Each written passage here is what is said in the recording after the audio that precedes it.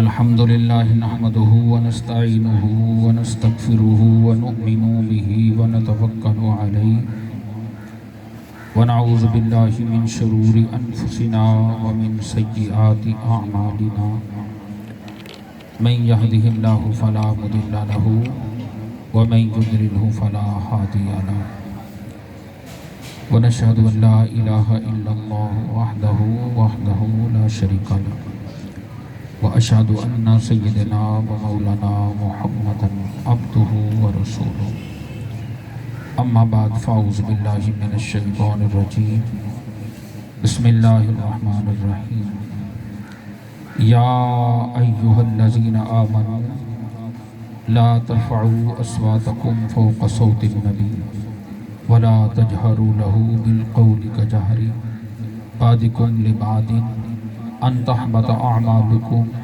وأنتم لا تشعرون آمنت بالله صدق الله العظيم وصدق رسوله النبي الكريم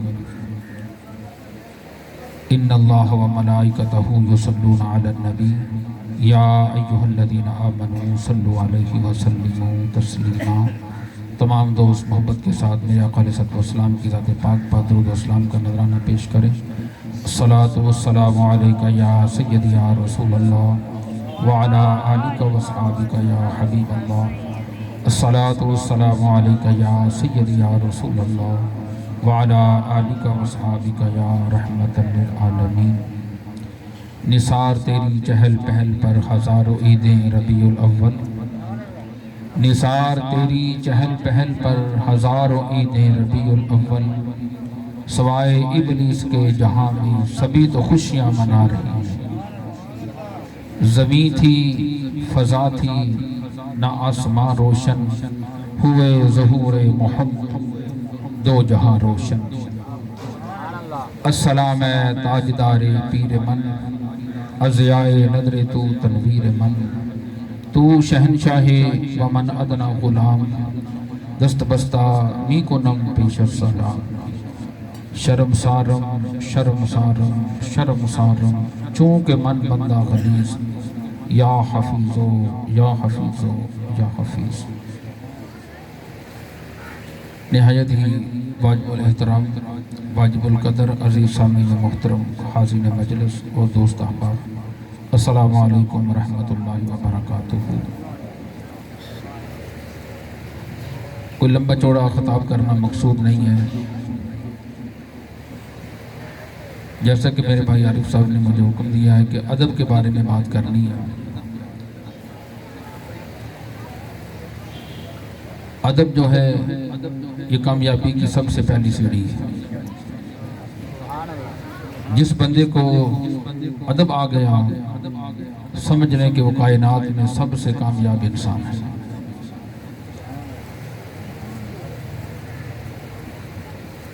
اللہ خالق کائنات نے جس ہستی کے لیے آج ہم یہاں بیٹھی ہیں، جس کی ولادت باسعادت ہے، کائنات میں سب سے اول و اعلیٰ ذات پاک ہے۔ اور جہاں تک ادب کی ادب رسول کی بات ہے تو اللہ خالق کائنات کو کوئی شخص حضور کے بارے میں ذرا سی گستاخی کرے تو مالک کو برداشت نہیں ہے۔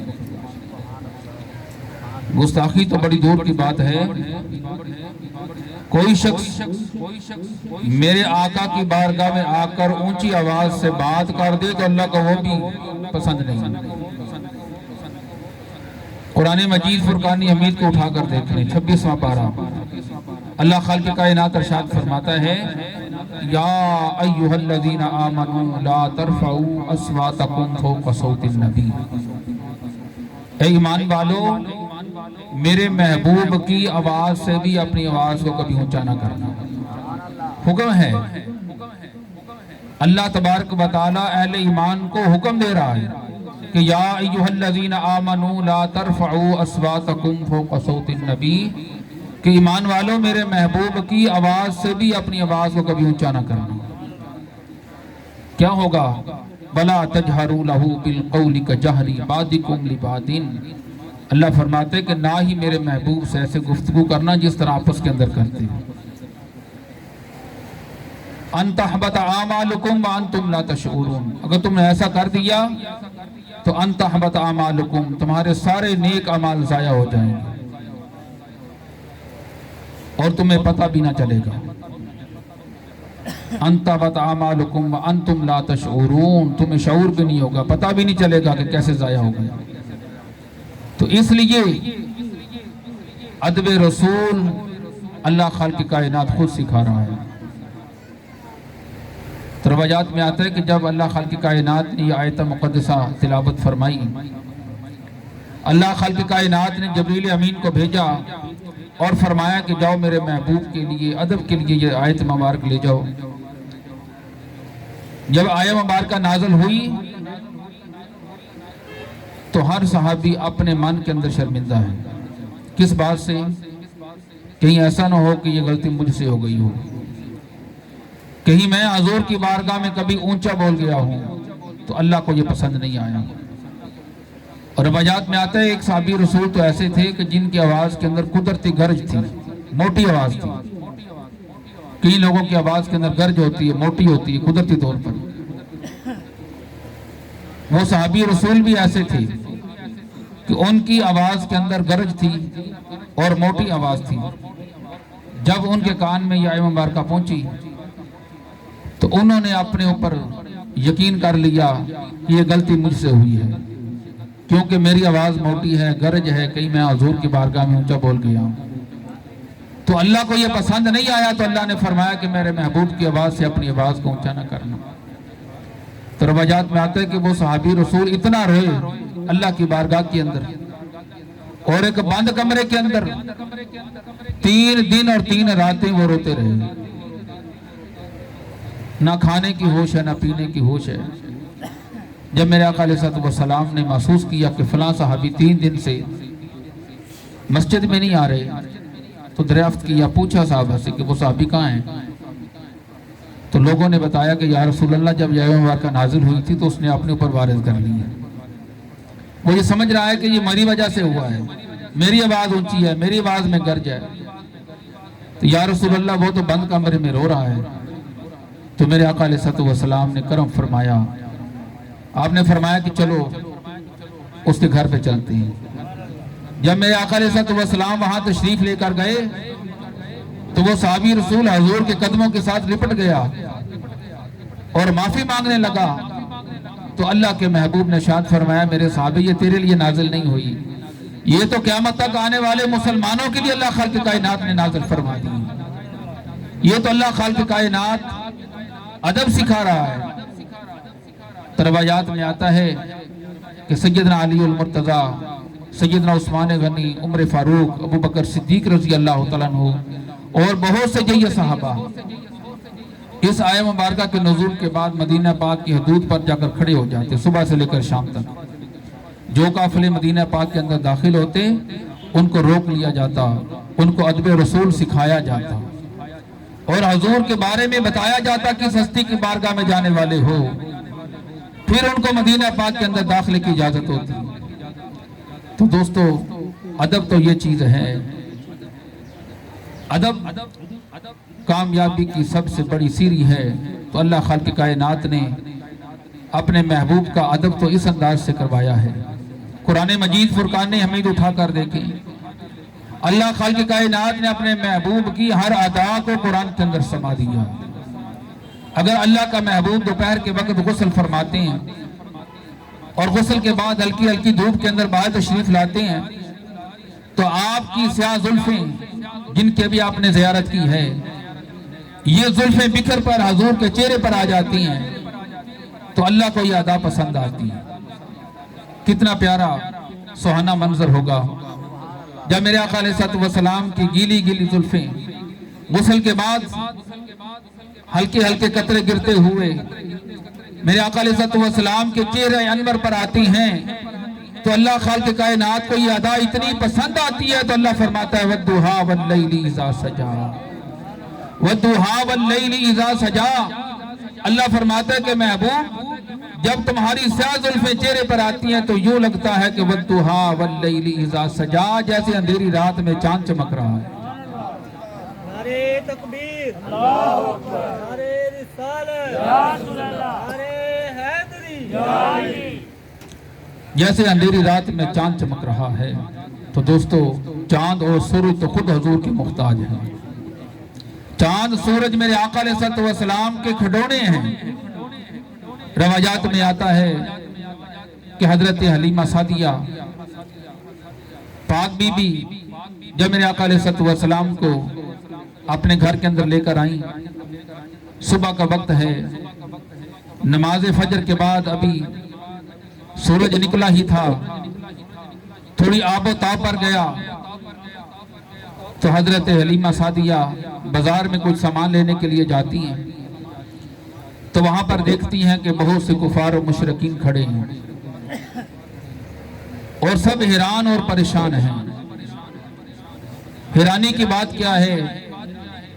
دیکھتے ہیں کہ کبھی اندھیرا ہو جاتا ہے، کبھی اجالا ہو جاتا ہے، کبھی رات ہو جاتی ہے، کبھی صبح ہو جاتی ہے، کبھی سورج غروب ہوتا ہے، کبھی پھر پلٹ پڑتا ہے۔ کہنے لگے آج کیسا دن چڑھا ہے، کوئی سمجھ نہیں آ رہی کہ آخری دن نہ ہو دنیا کا۔ جب حضرت حلیمہ سعدیہ ان کو دیکھتی ہیں تو فرماتی ہیں کہ میرے ساتھ چلو، میں تمہیں بتاتی ہوں منظر کیا ہے۔ تمام کفار و مشرکین کو لے کر اپنے گھر کے اندر تشریف لاتی ہیں تو منظر کیا نظر آتا ہے۔ میرے آقا علیہ الصلوۃ والسلام نومولودی کے عالم میں ہیں اور آپ صحن کے اندر تشریف فرما ہیں چارپائی پر، اور آپ کی ننھی ننھی انگلیاں ہلتی ہیں تو سورج ہلتا چلا جاتا ہے۔ جب میرے آقا علیہ الصلوۃ والسلام کی انگلی ہلتی ہوئی مشرق کی طرف جاتی ہے تو سورج مشرق کو چلا جاتا ہے، مغرب کو جاتی ہے تو سورج مغرب کی طرف چلا جاتا ہے، کبھی یہ غروب ہوتا ہے، کبھی طلوع ہوتا ہے۔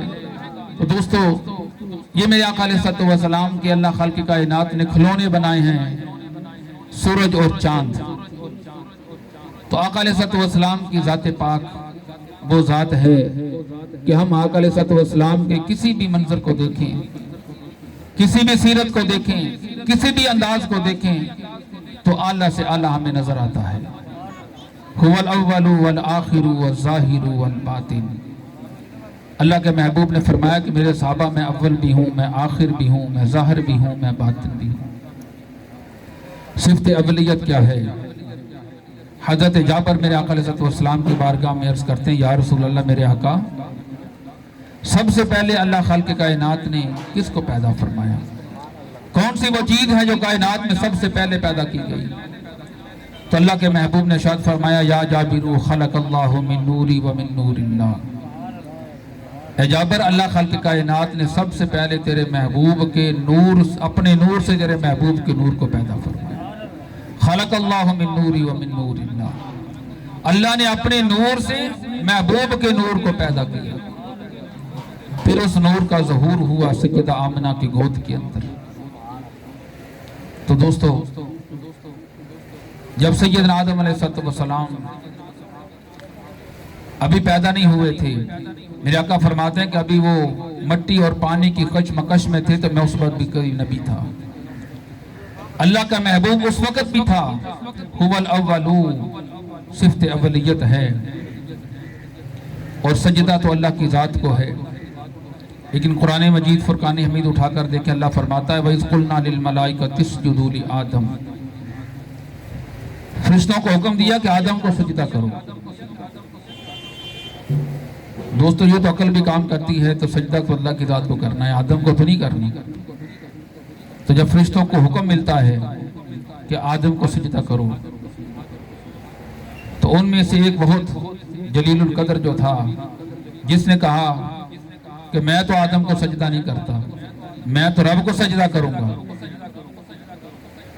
تو اللہ خالق کائنات نے فرمایا الا ابلیس ابا واستکبر وکان من الکافرین، تو انکار کرنے والوں میں اسے ہو گیا، نکل جا یہاں سے۔ لیکن جنہوں نے بے ساختہ سجدہ کر دیا، ان کو اللہ خالق کائنات نے جلیل القدر فرما دیا۔ تو در حقیقت بات کیا ہے؟ سجدہ تو اللہ کی ذات کو ہے، لیکن روایات میں آتا ہے کہ جب ملائکہ تھے، ملائکہ آسمانوں پر صبح اور شام وَسَبِّحُوهُ بُكْرَةً وَأَصِيلًا اپنے رب کی تسبیح بیان کرتے اور صبح اور شام رب کی بارگاہ میں سجدہ ریز ہوتے، سجدہ ریز ہوتے۔ کیسے پتہ چلتا کہ رب ہے؟ روایات میں آتا ہے کہ ایک نور نکلتا، صبح بھی نکلتا اور شام بھی نکلتا۔ جب وہ نور نکلتا تو اعلان کر دیا جاتا یہ اللہ کا نور ہے، ملائکہ سجدہ کرو۔ تو جب اس نور کو وہ دیکھتے تو وہ سجدے میں گر جاتے۔ یہ انداز تھا سجدے کا، اللہ کے نور کو وہ سجدہ کرتے، صبح اور شام اس کی تسبیح کو بیان کرتے۔ جب اس نور کی ظہور ہوتا تو اس نور کو گر کر سجدہ کر دیتے۔ تو جب اللہ خالق کائنات نے اپنے اس نور سے محبوب کے نور کو پیدا کر دیا، نور تو ایک ہی ہے، ایک ہی نور سے دو نور پیدا ہوئے۔ اللہ نے اپنے محبوب کے نور کو اپنے نور سے پیدا فرما دیا۔ تو جب سیدنا آدم علیہ السلام کو بنایا تو اللہ خالق کائنات نے نور محمدی جو تھا آدم کی پیشانی کے اندر رکھ دیا۔ اللہ نے اس نور کو سیدنا آدم علیہ السلام کی پیشانی مبارک کے اندر رکھ دیا، اور جب رکھ دیا تو پھر اللہ نے فرمایا وَإِذْ قُلْنَا لِلْمَلَائِكَةِ اسْجُدُوا لِآدَمَ فَسَجَدُوا إِلَّا إِبْلِيسَ کہ ملائکہ میرے محبوب کے اس نور کو سجدہ کرو۔ ظاہر میں آدم نظر آ رہا تھا، در حقیقت اللہ نے اپنے محبوب کے نور کو پیدا کیا ہوا۔ تو جس شخص کی، جس فرشتے کی نظر جو ہے آدم تک رہی وہ سجدے سے گریز کرتا رہا، اور جب حکم ملا تو فرشتے پریشان ہو گئے اب کیا کریں۔ انہوں نے آدم علیہ السلام کو بغور دیکھنا شروع کر دیا، اور جس کی نظر پیشانی آدم پر پڑتی رہی وہ بے ساختہ سجدے میں گر گیا، کیونکہ وہی نور تھا جس کو صبح شام وہ سجدہ کیا کرتے تھے۔ انہوں نے کہا کہ رب کا نور تو اب آدم کے اندر آ گیا ہے، اب آدم کو نہیں اس نور کو سجدہ کر رہے تھے، اور جس کی نظر اس نور تک پہنچی نہیں، جس نے پیشانی آدم کو دیکھا ہی نہیں، جو آدم کو ہی دیکھتا رہا اور اس نے انکار کر بیٹھا، اور وہ قیامت تک اللہ کی بارگاہ سے نکال دیا گیا۔ اور یہ ہستی آج سے نہیں ہے، هو الاول، جب کائنات میں کچھ بھی نہیں تھا حضرت آدم علیہ السلام فرماتے ہیں کہ جب مجھ سے غلطی صدر ہوئی تو میں نے بہت اللہ کی بارگاہ میں سجدے کیے، بڑی معافیاں مانگی، بڑی توبہ کی، لیکن میری توبہ قبول نہ ہوئی۔ کہتے ہیں کہ ایک مرتبہ میں سوچ رہا تھا کہ کیا کروں، میرے دل کے اندر خیال آیا کہ جب اللہ نے مجھے جنت عطا کی تھی، جب میں جنت میں رہتا تھا تو وہاں ہر پتے پتے پر لکھا ہوا میں نے پایا تھا لا الہ الا اللہ محمد الرسول اللہ۔ جنت کے ہر درخت کے ہر پتے پر یہ لکھا ہوا تھا، در و دیوار پر لکھا ہوا تھا۔ تو کہنے لگے کہ میں نے کہا یہ ہستی کوئی عام نہیں ہے، جس کو اللہ نے فرمایا کہ لا الہ الا اللہ محمد الرسول اللہ۔ تو حضرت آدم فرماتے کہ میں فوراً سجدے میں گرا اور اپنے رب کے حضور میں نے عرض کی کہ رب العالمین تجھے صدقہ ہے، واسطہ ہے اس ہستی کا، اس ذات کا جس کا نام تیرے نام کے ساتھ ہے، جو محمد الرسول اللہ ہے۔ تو فوراً آواز آئی آدم آج تیری توبہ قبول ہو گئی۔ تو دوستو میرے آقا علیہ السلام کی ہستی تو وہ ہستی ہے، اور پھر سب سے بڑی نعمت لقد من اللہ علی المؤمنین اذ بعث فیہم رسولا۔ کیسی بات ہے، اللہ نے ہمیں بے شمار نعمتوں سے نوازا ہوا ہے۔ یقین کریں کہ ایسی ایسی نعمتیں ہیں جس کا ہم شمار ہی نہیں کر سکتے، شکریہ ادا نہیں کر سکتے۔ دور نہ جائیں تو اپنے خاکی جسم کے اندر نظر دوڑائیں، آنکھیں ہیں، کتنی بڑی نعمت ہے۔ جس کے پاس یہ آنکھیں نہ ہو جائے تو صبر کریں کووڈ کے لیے، اگر آنکھیں چلی جائیں تو جینے کا مقصد ختم ہو جاتا ہے۔ آنکھیں نور چلا جائے آنکھوں کا، بندہ نابینا ہو جائے تو اس کا چلنا پھرنا اٹھنا بیٹھنا گویا ہر کام مشکل سے مشکل ہو جاتا ہے۔ اسی طرح بولنے کی نعمت ہے، زبان جو اللہ خالق کائنات نے ہمیں عطا فرمائی۔ اگر تھوڑی دیر کے لیے تصور کریں کہ بندہ گونگا ہو جائے، زبان چلی جائے تو اس کی زندگی کا مقصد بھی ختم ہو جاتا ہے۔ کان ہیں سننے کے لیے اللہ خالق کائنات نے عطا فرمائی، قوت سماعت عطا فرمائی، اگر یہ چلی جائے پھر بھی زندگی ختم ہو جاتی ہے۔ اسی طرح اللہ خالق کائنات نے بے شمار نعمتوں سے ہمیں نوازا ہے، لیکن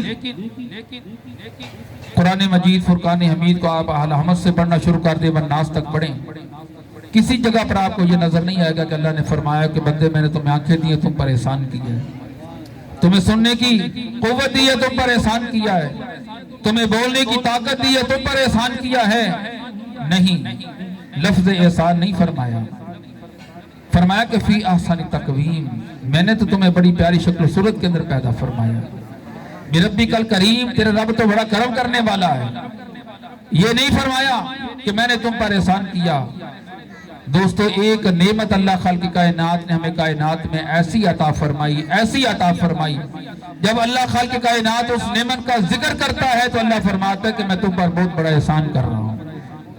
تو معلوم ہوا کہ وہ نعمت جو ہے ہمارے جسم سے بڑھ کر، آنکھوں سے بڑھ کر، کائنات کی ہر نعمت سے بڑھ کر، جس نعمت کا اللہ خالق کائنات نے ذکر ہی نہیں کیا، جو اللہ کے شمار میں نہیں، اتنی بڑی نعمت عطا فرما دی اور فرمایا تمہارا حق تھا تمہیں دے دی۔ لیکن ایک ایسی نعمت اللہ خالق کائنات قرآن مجید فرقان حمید کے اندر ذکر فرماتا ہے، لَقَدْ مَنَّ اللَّهُ عَلَى الْمُؤْمِنِينَ إِذْ بَعَثَ فِيهِمْ رَسُولًا، اللہ فرماتا ہے کہ مومنوں میں تمہیں ایک ایسی نعمت دینے لگا ہوں، ایک ایسی نعمت عظمی تمہیں دے رہا ہوں کہ میں تم پر احسان کر رہا ہوں۔ یا اللہ پاک وہ کون جو ہر چیز سے بڑھ کر ہوگی؟ تو اللہ فرماتا ہے کہ میں اپنے محبوب کو تمہارے پاس بھیج کر بہت بڑا احسان کر رہا ہوں۔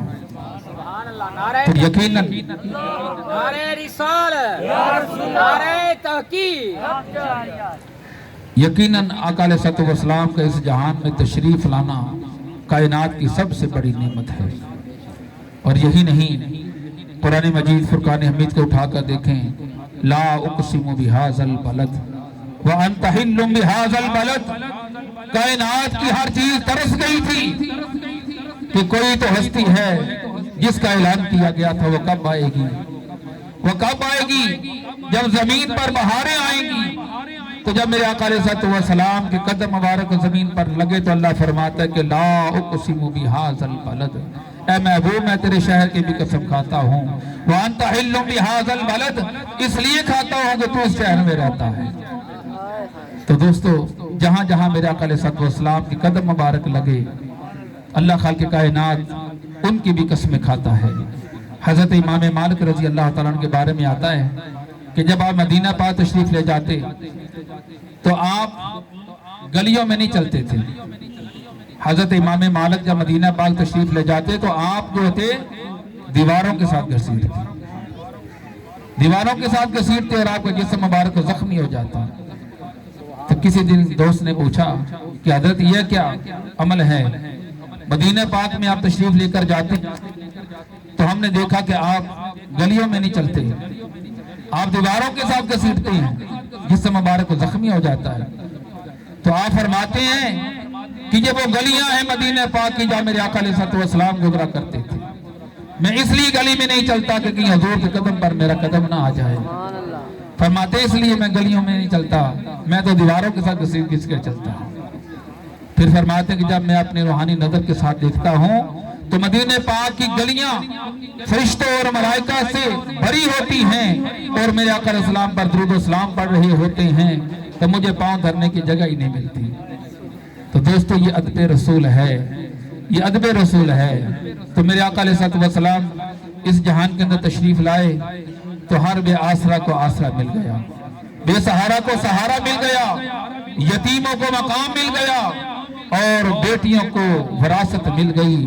اللہ خالق کائنات کے محبوب نے وہ مائیں جو بازاروں کے اندر بکا کرتی تھیں، ان کے پاؤں کے نیچے جنت کا مقام سنا دیا۔ دوستو، یہ اتنی بڑی آقا علیہ الصلوۃ والسلام کی نعمت ہے کہ ہم اس کا شکر ہی ادا نہیں کر سکتے۔ اور پھر یتیم کے بارے میں اتنا خیال فرمایا کہ کائنات میں ہمیں اس کی مثال ہی نہیں ملتی۔ ایک صحابی رسول کے بارے میں آتا ہے کہ ایک صحابی رسول تھے، ان کا بیٹا گم ہو گیا، 7-8 سال کا بیٹا تھا، گم ہو گیا۔ صبح سے لے کر شام تک وہ تلاش کرتے رہے، جب نہ ملا تو باپ اتنا پریشان ہو گیا تو حضور کی بارگاہ میں پہنچ گیا، جا کر عرض کیا رسول صبح سے میرا بیٹا یا رسول اللہ میں بڑا پریشان ہوں اور ہر جگہ میں نے اس کو تلاش کر لیا، میرے لیے دعا فرمائیں کہ اللہ تعالیٰ میری مشکل کو آسان فرما دے۔ دوستو جب بچے گم ہو جاتے ہیں تو والدین کا جو حال ہوتا ہے وہی جانتے ہیں۔ صبح سے لے کر شام تک بیٹے کو نہیں دیکھا اور معلوم نہیں کہاں ہے، تو اپنی پریشانی کو لے کر جب میرے باقا کی بارگاہ میں پہنچے، جا کر عرض کیا تو میرے آقا علیہ السلام نے ابھی دعا کے لیے ہاتھ اٹھانے لگے تھے کہ ایک صحابی رسول اور آ گئے، اگر کہنے لگے یا رسول اللہ میرے آقا بھی میں نے اس کے بیٹے کو میدان کے اندر کھیلتے ہوئے دیکھا ہے، فلان جگہ پر یہ بچہ کھیل رہا ہے۔ تو وہ صحابی رسول نے سنا تو بھاگا اپنے بچے کو لینے کے لیے، خوشی کے ساتھ اچھلا، تو میرے آقا علیہ السلام نے اس کو واپس بلایا اور بلا کر آقا علیہ السلام نے ارشاد فرمایا کہ میرے صحابی کہاں جا رہے ہو؟ یا رسول اللہ بیٹے کی محبت نے تڑپا دی ہے، اس کو دیکھنے کے لیے جا رہا ہوں۔ تو حضور فرماتے ہیں کہ ایک بات یاد رکھنا، جب یہاں پر پہنچ جاؤ نہ تو اپنے بیٹے کو پیار کرنا، نہ اس کا ماتھا چومنا اور نہ ہی اس کا نام لے کر پکارنا۔ آقا علیہ السلام نے ارشاد فرمایا کہ جب وہاں پر پہنچو بیٹا تمہیں مل جائے تو کیا کرنا؟ اس کو بوسہ نہ دینا، اس کو پیار نہ کرنا اور اس کو بیٹا نہ کہنا، بیٹا نہ کہنا، اس کا نام لے کر پکار لینا۔ عرض کیا یا رسول اللہ میرے آقا میرا بیٹا ہے تو بیٹا کہنے میں کیا حرج ہے؟ تو حضور نے فرمایا کہ جہاں پر وہ کھیل رہا ہے ہو سکتا ہے کوئی یتیم بچہ وہاں کھیل رہا ہو۔ فرمایا کہ جب اس کو پیار کرو گے، اس کا ماتھا چومو گے، اس کو بیٹا بیٹا کو ہوگے تو اس کے دل آزاری ہوگی، یتیم بچہ اپنے باپ کو یاد کرے گا۔ تو حضور نے فرمایا کہ اس وقت اس کا نام لے کر پکارنا اور گھر لا کر جو مرضی کرتے رہے۔ تو میرے آقا علیہ السلام نے یتیموں کے ساتھ اتنا پیار فرمایا، اتنا خیال رکھا۔ دوستو آقا علیہ السلام کی ذات پاک وہ ذات ہے جو آسروں کا آسرا ہے، غریبوں کا آسرا ہے، جس کے پاس کچھ نہیں حضور کی محبت ہے تو اس کے پاس سب کچھ ہے۔ حضرت خباب رضی اللہ تعالیٰ عنہ، بس آخری واقعہ سنا کر میں اجازت لوں گا۔ حضرت خباب رضی اللہ تعالیٰ عنہ ایک ایسے صحابی کا نام ہے جو انتہائی غریب ہے، انتہائی غریب، جو غربت کے نیچے درجوں پر فائز ہے، تن میں پہننے کے لیے کپڑے نہیں، گھر میں کھانے کے لیے کھانا نہیں، اپنا گھر موجود نہیں، چھوٹے چھوٹے بچے بھوک سے بلک رہے۔ جب وہ دارِ اسلام میں داخل ہوئے، حضرت خباب حضور کی بارگاہ میں پہنچے، کلمہ پڑھ لیا، مسلمان ہو گئے۔ اتنی غربت کہ اس کی انتہا ہے۔ جب لوگوں کو پتا چلا کہ حضرت خباب مسلمان ہو گئے ہیں، انہوں نے کلمہ شریف پڑھ لیا ہے، بڑے بڑے سرداروں نے سر جوڑ لیے، کہنے لگے تو ہم کسی کو ہٹا نہیں سکے، یہ غریب آدمی ہے اور اس کے گھر میں بھوک ناچ رہی ہے، اس کو تھوڑا لالچ دیں گے، تھوڑا سا پیار سے بولیں گے تو یہ کلمہ چھوڑ دے گا، اور ہم علل اعلان کہہ دیں گے کہ ہم مسلمانوں کا ایک بندہ توڑ لیا ہے، اپنے ساتھ لگا لیا، کلمہ پڑھ کر وہ انکار کر چکا ہے۔ تو ایک پروگرام بنایا گیا کہ اس کو کسی طریقے کے ساتھ لے کر آؤ۔ ایک یہودی گیا، کہنے لگا کہ خباب میرے گھر میں مزدوری کا کام کرنا ہے۔ آپ نے شکر ادا کیا کہ کوئی مزدوری ملی ہے، کوئی کام ملا ہے۔ کہنے لگا کہ جب کام ختم ہوگا پھر میں تمہیں پیسے دے دوں گا، مزدوری بعد میں ملے گی، کام پہلے کرنا ہے۔ شکر کیا کہ چلو کام کروں گا، مزدوری تو ملے گی۔ کام شروع کر دیا، صبح سے لے کر شام تک محنت کرتا رہا۔ 8 دن ہو گئے، روزانہ بچوں کو دلاسا دے کر جاتا کہ آج میں کو پیسے لے کر آؤں، آج تمہارے لیے کھانا لے کر آؤں گا۔ جب 8 دن پورے ہوئے، کام مکمل ہو گیا، یہودی سے مزدوری مانگی تو 2-3 یہودی اور آ گئے، کہنے لگے کہ ایک شرط پر تمہیں مزدوری ڈبل دے دیں گے، اس سے بھی زیادہ دے دیں گے، جو مانگو گے دے دیا جائے گا، شرط یہ ہے کہ پہلے حضور کا کلمہ چھوڑ دو، رسول اللہ کا کلمہ چھوڑ دو، اعلان کر دو کہ میں نہیں کلمے میں داخل نہیں ہوتا، میں نے کلمے سے انکار کر دیا ہے۔ کہنے لگے کہ مزدوری جتنی چاہو گے مل جائے گی، تمہارے گھر کی غربت ختم ہو جائے گی، تیرے بچے سکون میں آ جائیں گے۔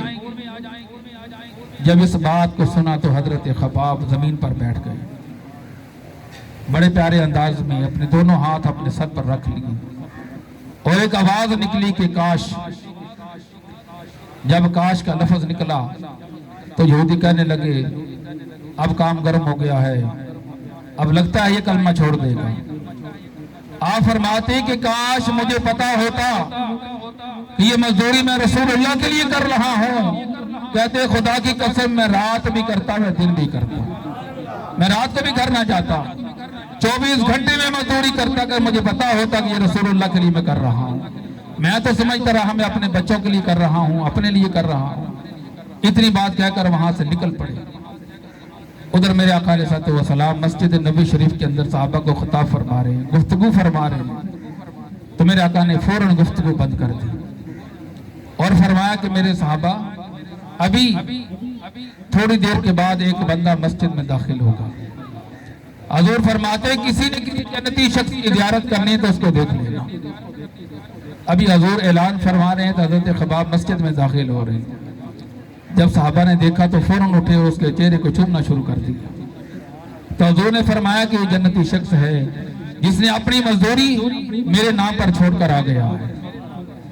تو دوستو آقا علیہ الصلوۃ والسلام نے اس قدر غربا اور مساکین کے ساتھ محبت اور پیار کی ہے کہ ان کے دلوں کے اندر سما گئے، ان کے دل و دماغ کے اندر رسول اللہ سما گئے۔ کائنات کی کوئی چیز ان کو وہاں سے اکھیڑ نہیں سکتی، کوئی لالچ دنیا کا ان کو کلمے سے باز نہیں کر سکتا۔ تو رسول اللہ کی محبت جس من کے اندر سما جاتی ہے، یہ نہیں کہ یہ محبت اس دور کے لوگوں کے لیے تھی، آج کے لیے نہیں ہے۔ یاد رکھیں کہ میرے آقا علیہ الصلوۃ والسلام آج بھی اس جہان کے اندر موجود ہے۔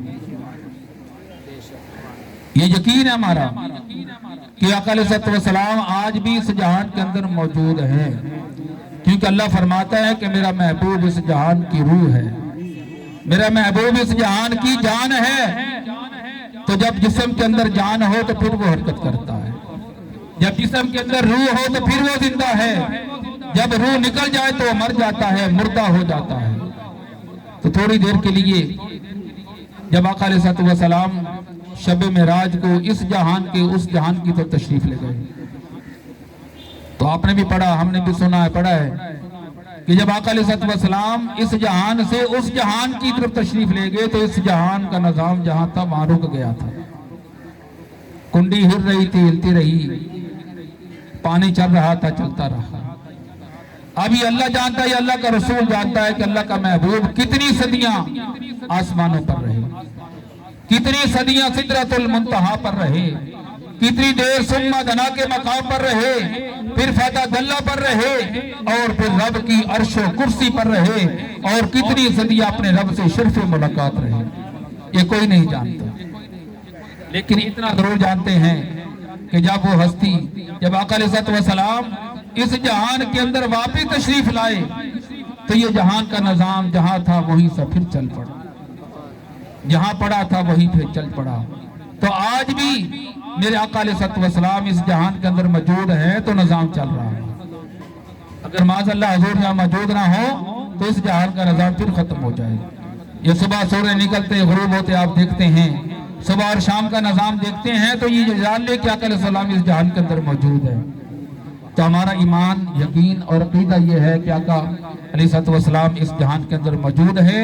هو الاول والآخر، حضور فرماتے ہیں کہ جس طرح کائنات میں کچھ بھی نہیں تھا، حضور کا نور اس وقت بھی موجود تھا، जब कायनात में कुछ नहीं होगा हजूर का नूर उस वक्त भी मौजूद होगा।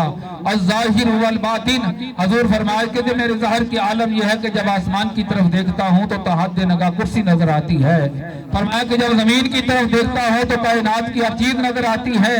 हजूर फरमाते गोया इस तरह है जिस तरह मैं पूरी कायनात को इस तरह देख सकता हूँ जिस तरह हथेली पर गंदम का दाना रखकर देखा जाता है। तो ये नजर रसूल है, निगाह रसूल है।